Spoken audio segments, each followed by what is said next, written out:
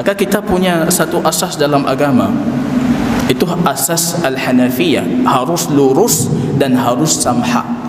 Artinya wasatiyah, pertengahan. Jangan ekstrim dalam beragama, tapi jangan juga meremehkan. Ambil dua-duanya, lurus. Kalau anda berdiri di atas lurusnya agama, pasti agama itu samha. Ini jamaah rahimani wa rahimakumullah. Maka kita perhatikan pertama kali ketika kita berbicara tentang suluk ini, muncul dari awal sepeninggalannya baginda Rasul, muncul beberapa sahabat yang punya kecondongan untuk zuhud. Kalau kita perhatikan dalam Sahih Imam Bukhari itu disebutkan kisahnya Abu Dzar Al-Ghifari. Beliau bersama Muawiyah di Damaskus. Kita tahu di masa itu kaum muslimin, di masa Umar ibn Khattab dan di masa Utsman ibn Affan, itu yang menguasai dunia. Mereka menaklukkan Romawi, menaklukkan Persia. Hartanya jangan ditanyakan. Gubernur-gubernurnya bagaimana harta mereka jangan ditanyakan. Mereka yang menguasai semua perbendaharaan, kekayaan Romawi dan Persia. Muncul ketika kita perhatikan orang kaya, pasti akan muncul satu sikap yang pesimis dari sebagian masyarakat. Menilai ini orang kaya sudah terlalu berlebihan. Mereka hidup mewah. Mereka sudah meninggalkan Allah. Ini memahami sebagian dalil tanpa sebagian yang lain.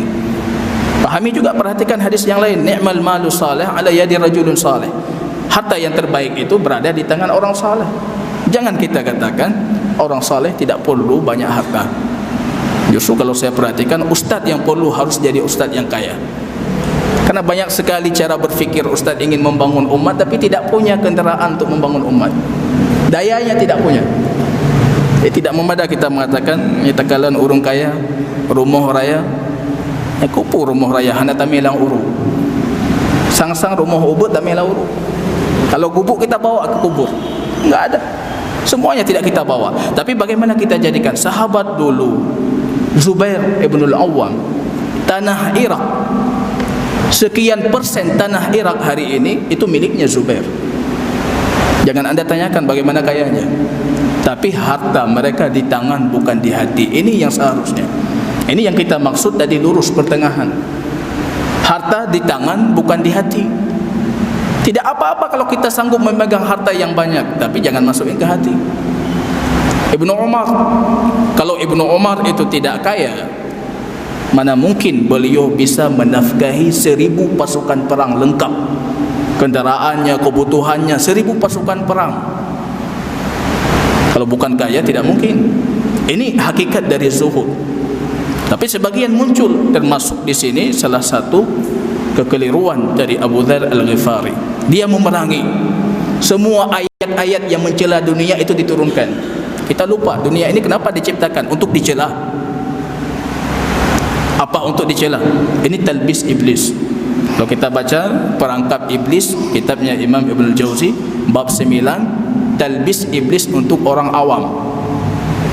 Ketika mendengar ayat-ayat yang mencela dunia, hadis-hadis mencela dunia, langsung dia meninggalkan dunia. Berarti jalan selamat meninggalkan dunia. Padahal kita sudah jatuh ke dalam perangkap iblis. Beliau mengatakan, kenapa diciptakan dunia? Untuk dicela.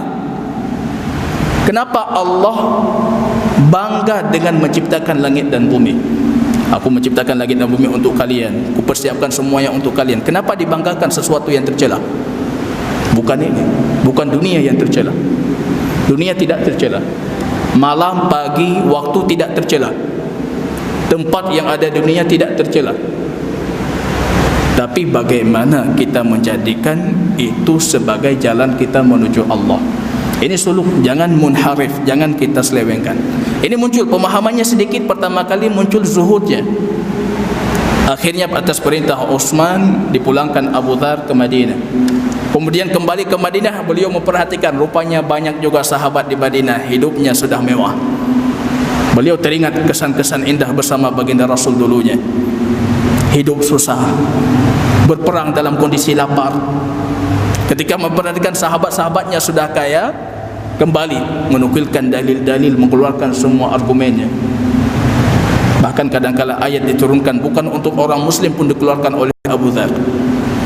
Akhirnya apa yang dilakukan oleh Utsman, diasingkan ke Rabzah, satu tempat dekat dengan Madinah. Sama seperti sabdanya baginda Rasul, engkau masuk Islam sendiri, nanti akan wafat sendiri dan akan dibangkitkan sendiri. Ini Abu Dzar, akidahnya masih selamat, akidahnya benar, semuanya benar, cuma ada sedikit pemahaman yang keliru. Kita perhatikan sepeninggalan Abu Dzar, muncul generasi tabi'in, ini bukan sahabat lagi, kekayaan lebih luar biasa lagi. Kalau di zamannya para sahabat kaya tapi hidupnya masih dalam ketaatan. Zaman abad kedua, orang kaya tapi sudah mulai sedikit menyimpang. Yang kaya sudah sombong, yang ini sudah. Artinya pesimis melihat kekayaan ini lebih besar lagi.